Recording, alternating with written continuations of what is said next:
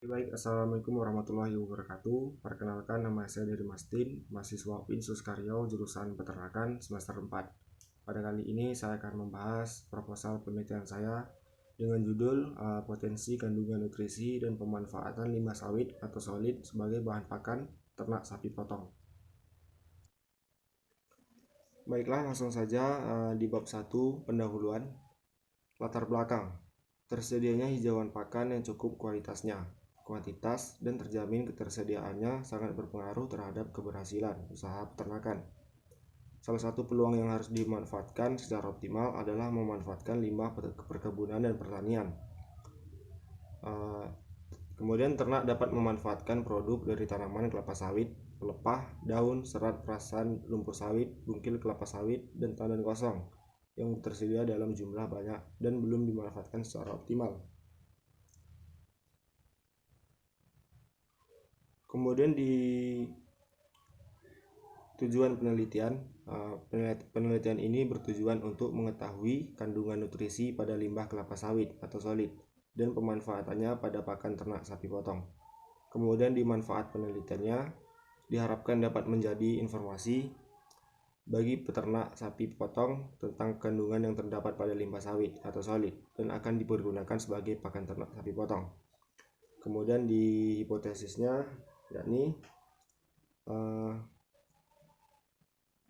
halnya pemberian pakan berupa rumput pada sapi potong pada bobot badan BB sapi awal.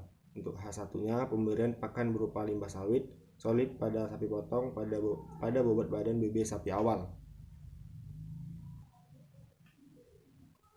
Kemudian selanjutnya di bab 2, di tinjauan pustaka, tanaman kelapa sawit merupakan salah satu tanaman perkebunan yang dapat tumbuh dengan baik, terutama di daerah-daerah dengan ketinggian yang kurang dari 500 meter. Kemudian di limbah kelapa sawit sebagai pakan. Semakin pesat perkembangan perkebunan kelapa sawit, maka limbah yang dihasilkan dari perkebunan kelapa sawit semakin meningkat. Salah satu alternatif untuk mengatasi limbah adalah dengan memanfaatkannya sebagai pakan ternak ruminansia. Kemudian limbah hasil perkebunan kelapa sawit dapat digolongkan menjadi dua kelompok, yaitu limbah lapangan dan limbah pengolahan. Kemudian selanjutnya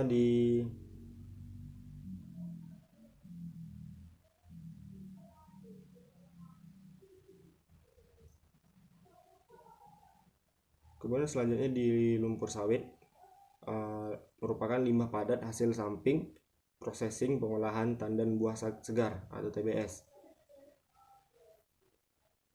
Kelapa sawit menjadi minyak mentah atau crude, bentuk dan konsistensinya seperti ampas tahu, namun berwarna coklat atau gelap, berbau asam manis.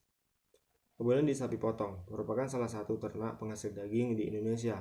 Namun produksi daging sapi dalam negeri belum mampu memenuhi kebutuhan karena populasi dan tingkat produktivitasnya ternak rendah. Kemudian di bahan pakan sapi potong, pakan yang diberikan harus berkualitas tinggi, yaitu mengandung zat-zat yang diperlukan oleh tubuh ternak untuk kehidupannya seperti air, karbohidrat, lemak, protein, dan mineral. Kemudian selanjutnya di bab 3, materi dan metode. Tempat dan waktu. Penelitian ini dilaksanakan di Laboratorium Nutrisi dan Teknologi Pakan, Fakultas Universitas Islam Negeri Sultan Syarif Kasim Riau. Waktu penelitian akan dilaksanakan dari bulan April. Ralat dilaksanakan dari bulan April sampai Mei 2020. Materi penelitian yakni ternak yang digunakan sapi potong jenis Bali untuk bahan yaitu lumpur sawit solid dan rumput. Alat yang digunakan yaitu timbangan dan pencacah atau arit. Kemudian selanjutnya di metode penelitian.